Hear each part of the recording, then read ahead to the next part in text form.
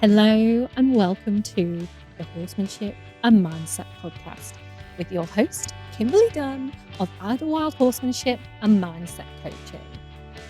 This podcast is here to bring you the very best in tips, tricks, and advice to help you better understand yourself, your mindset, and your horse, because your horsemanship starts with you. Let's go.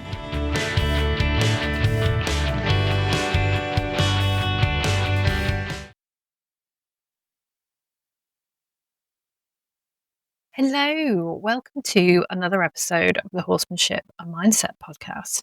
I hope you are well. I hope you've had a good week.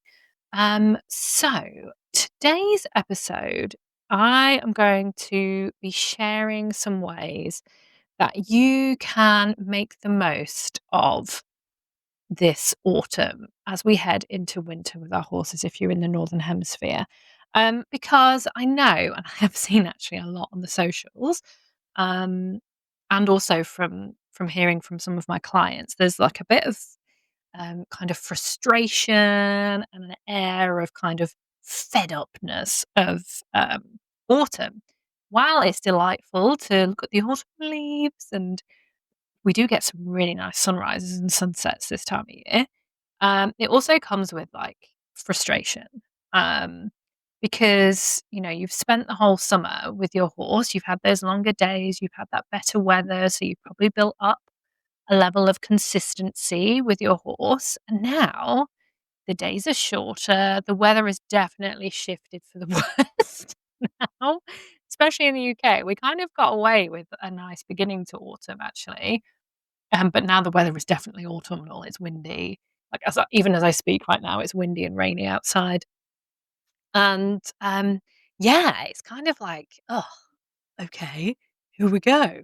Um, and yeah, like I said, it can be a frustrating time for horse owners. I've already talked about how your horse may experience the seasonal changes, but I want to talk a bit about now how us humans um, can work with this time of year to actually kind of lean into it and make the most of it instead of feeling fed up, instead of feeling like you're not meeting your goals anymore, getting frustrated, getting fed up, and just generally feeling a bit depressed. So, in this week's episode, I'm going to be sharing with you 10 tips for helping you to shift that energy a little bit, practical ones and kind of mindset layers as well, just so that you can learn to love um, the old pumpkin spice season. And just as a side note, I still haven't ever had a pumpkin spice latte. Maybe I should make that a thing. Maybe this week I need to nip to um, that particular um, I was going to say cafe then, coffee house that does pumpkin spice, and I should actually partake in a bit of that action with a coffee. Maybe I'll do that tomorrow or something. Anyway, enough of that. So let's look at these. Let's look at these tips. So number one, shift the goalposts, not the goals. So instead of trying to keep up with your summer schedule, which I'm sure was very productive and dreamy, choose smaller, more intentional sessions. This might be a really good time for you to, if you haven't already, to start getting into a bit of groundwork, some liberty, or more kind of connection focused days with your horse rather than, planning out half an hour or 45 minutes. Just start making the sessions a bit smaller, maybe 10 minutes, 15 minutes, 20 minutes instead. Because and I was talking to this about with a client the other day. That sentence didn't make sense. I was talking about this with a client the other day. Um, what can happen is we get there and we're like, right, I want to get this, this, and this done, but you only have a limited amount of time because of the daylight, and then you get frustrated because you don't get the whole thing done, and then you feel like you haven't done enough, and blah blah blah. So intentionally break your sessions down this time of year because you will still be making progress and having traction and getting things done just in a shorter space of time with your horse. Um, so try that, and then this leads really nicely into tip number two, which is create a autumn/winter rhythm. So build a loose routine that fits around the light and the weather. So maybe in the week when you have work and other commitments going on, or however your work routine goes, incorporate the shorter sessions in the week. So maybe, the shorter 10-minute, 15-minute, half like 20-minute sessions in the week, and then have your longer sessions on the weekends. So that can be for your big hacks out, for your schooling sessions, if you only have an outdoor arena or an arena. And this keeps you then moving without that guilt, without that feeling like you're not doing enough. It makes you a bit more kind of malleable and able to, what's the word? Able to, I don't know what the word is. I'm not doing very well with words today, guys. So apologies for that. Um, but yeah, so creating more of a rhythm around winter, maybe letting go of the expectation that you need to do this, this, and this, and being a little more adaptable. That was the word I was looking for. Oh dear, got my attention. Um, so yeah, this might be a really good time to try new different things too, which I'll get to in a moment. Okay, so tip number 3, make the yard cozy. So get your warm layers out. Maybe start taking with you like a flask of tea or a flask of hot chocolate or something to like make your time there cozy. Make sure you've got your good head torch out, and you can maybe even think about like having some fairy lights in your tech room, because tiny little things like that, tiny little cozy comforts, lift the mood more than we like to admit. And this kind of goes for our home, doesn't it? Like this time of year, it's nice to get all your little fairy lights out, all your candles, get the fire going, and get cozy. And you can bring that coziness, that sense of cozy warmth to the yard too. It doesn't have to just stay at home. So those flasks of hot chocolate, your layers, maybe take a blanket to the yard for when you want to sit with your horse. Like all those little things just make it a lot more cozy and pleasant. Okay. Number 4, learn something new. So use this season where you might not want to be outside as much if you can help it, for study. So maybe you look into some kind of equine behavior course. Maybe now is the time for mindset work or confidence work with a certain person. Maybe you want to look at biomechanics or massage. Like I love those massage for horse owner courses, or like Reiki for horses, something like that that you've never delved into before. This mental side, this knowledge can grow while the physical side of things, the outdoor side of things, starts to slow down a little bit. 5, focus on feel, not form. So think about maybe working on groundwork a bit more, or slowing down your work to refine softness, timing, energy awareness, skills that shine later when spring returns. So it's also like a really good time to maybe work on things like stressor work with your horse, long reining, just like expand your horizon with your horse a bit more. It doesn't always have to be like an hour in the arena and sweaty saddle pads. It can be groundwork, it can be pole work on the ground, it can be long reining, it can be hand walking. So many other things you can do that are a bit better in other weathers, that are a bit shorter on the time scale, that will be just as beneficial for you and your horse. Number 6, celebrate stillness. So, if our world feels quieter, then we can bring that world to our horses too. Practice just being with them, grooming, just sitting, maybe even like reading a book. Again, with this coziness, take a book to the yard, sit in the stable, all cozy with them. It's all strawed up. You've got a lovely straw bed. Sit in the corner and read a book with your blanket on and your flask of tea. Hang out. If you're learning this, maybe you've decided this winter is the winter you learn a bit more about massage for horse owners or Reiki or something like that. Practice that. Just be with your horse. Things like tea touch. There's so many different cool things you can do that are slower, that are kind of more relaxed and based on you being present with your horse rather than expecting things from them. Number 7, prioritize your time in the light. So this is for the equestrians who especially kind of suffer with seasonal affective disorder. I'm definitely one of those people, but it doesn't really come in for me until around February, where it really s- appears and kicks my ass. But that's why if we start now prioritizing time in the light, you can help kind of start to keep this at bay. So maybe a walk out with your horse um, down the road, whether it's a hack, whether it's hand walking, that can top up your mood and the old vitamin D.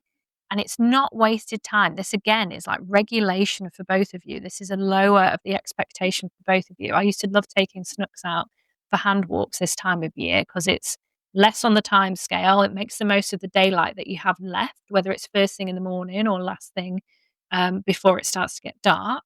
Also, they bloody love foraging in the hedges, so it's just a really nice way of being with your horse in a relaxed way with less expectation. It gets you moving and outside, it gets your horse moving and outside, and, it's just great for both of you. Number 8, revisit your why. Reflect on why you ride, why you have horses in the first place, and what you love the most. Reconnecting with that spark, especially on these darker days when you're out poo picking in the rain, or you're there with your head torch chucking out hay in the paddock when it's dark. Reconnecting with that spark helps you when the darker days start to come in and dim it for you. So it's a really great time for like reflection as well, reflecting on the year that you've had together, reflecting on what you want next. Also a great time to sign up to the special New Year Empower Hour that I'll be running on the 2nd of January because that's going to help you do that as well. So, yeah, don't forget to revisit your why. Number 9, create community.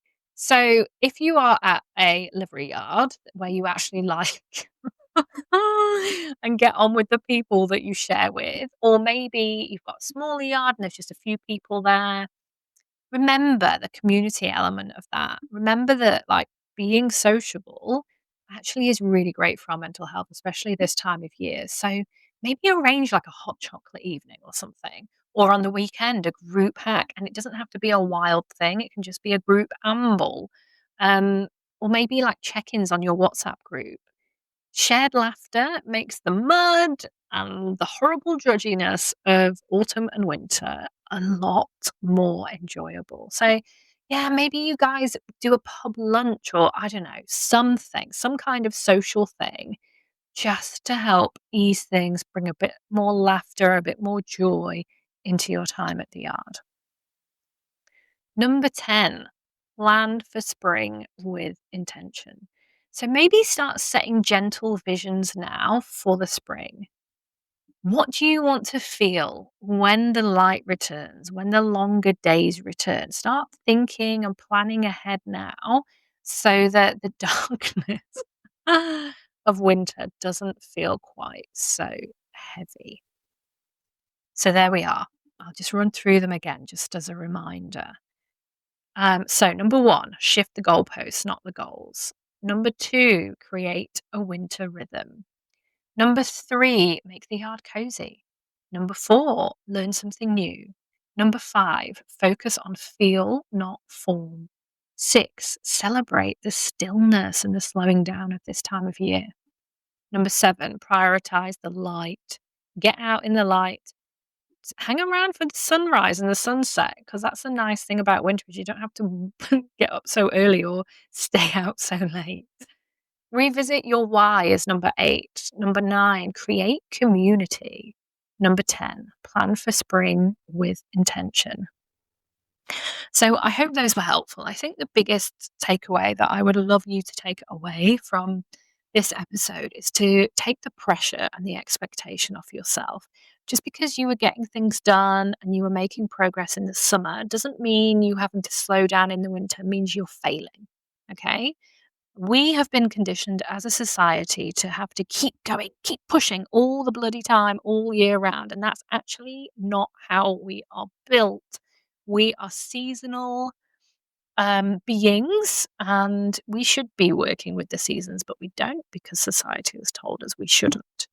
Okay, so How about you give it a try? You give slowing down a try because you will find there's a lot less resistance, there's a lot more flow when you actually do that. So just release a bit of that expectation, really try and work with the season, slow down, have smaller sessions, just take the pressure off yourself when you get to the yard and you had these big plans and actually it's chucking it down. It's okay. It's normal. This is winter, unless you've got a floodlit indoor arena with blooming um, heaters and hot water, which not all of us are lucky enough to have.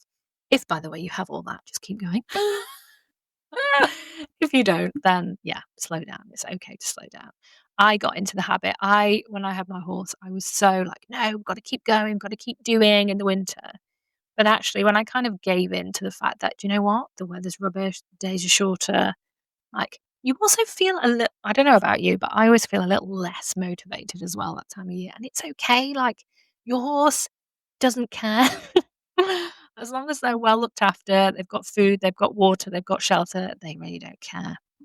And actually, a lot of their energy is going now into keeping warm in the winter, especially if they live out. So you are allowed to cut yourself some slack. You are allowed to have smaller sessions.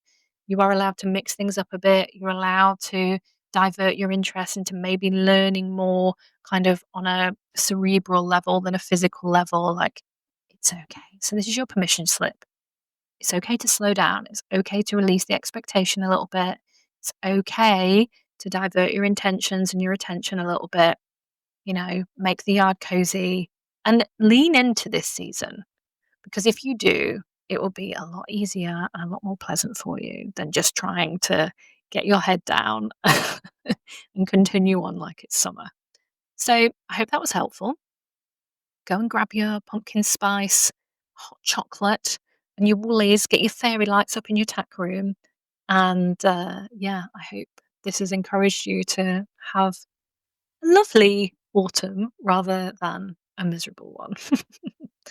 As always, if you found this episode helpful, please subscribe if you haven't already, drop a comment, share it, tag me on the stories. Um, and I will see you in next week's episode for another one.